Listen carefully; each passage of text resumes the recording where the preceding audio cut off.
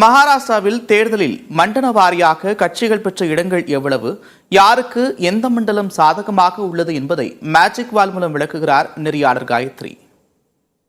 மகாராஷ்டிராவில் பாரதிய ஜனதாவினுடைய வெற்றி அப்படிங்கிறது ஒரு பேசு பொருளாக மாறி இருக்கிறது.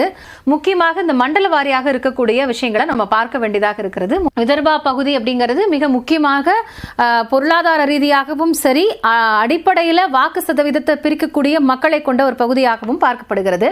இந்த 62 இடங்கள்ல என்டிஏ கூட்டணி 49, இந்தியா கூட்டணி 13 இடங்களையும் பெற்றிருக்கிறாங்க 2024 தேர்தலில். இது நம்ம கடந்த தேர்தலோட இதே பகுதியை ஒப்பிட்டு பார்த்தோம் அப்படின்னா கொஞ்சம் வித்தியாசமான தரவுகளை பார்க்க முடிகிறது.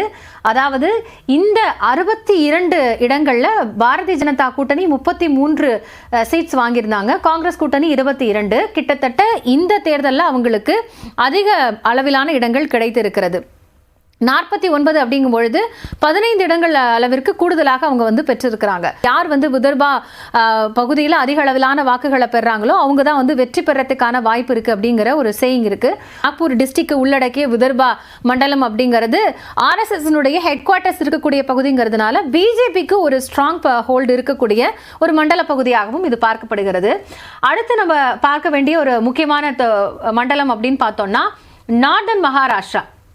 இதுவுமே ரொம்ப முக்கியமான ஒரு பகுதி அப்படின்னு சொல்லப்படுகிறது. ஓபிசியினுடைய வாக்கு சதவீதம் அங்க அதிகமா இருக்கு. அதை கன்சாலிடேட் பண்ணக்கூடிய யுக்திகளை இந்த தேர்தலில் பாரதிய ஜனதா கையாண்டு இருந்தாங்க. அந்த அடிப்படையில் பார்த்தோம்னா மொத்தமாக 47 இடங்கள் இருக்கிறது. அதுல என்டிஏ கூட்டணி 43 இடங்களை கைப்பற்றி இருக்கிறாங்க.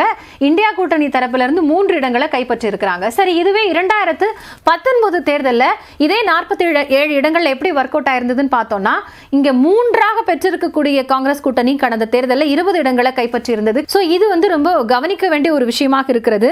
அதற்கு அடுத்தபடியாக பார்த்தோம்னா வெஸ்டர்ன் மகாராஷ்டிரா, இதுவும் ஒரு முக்கியமான பகுதி.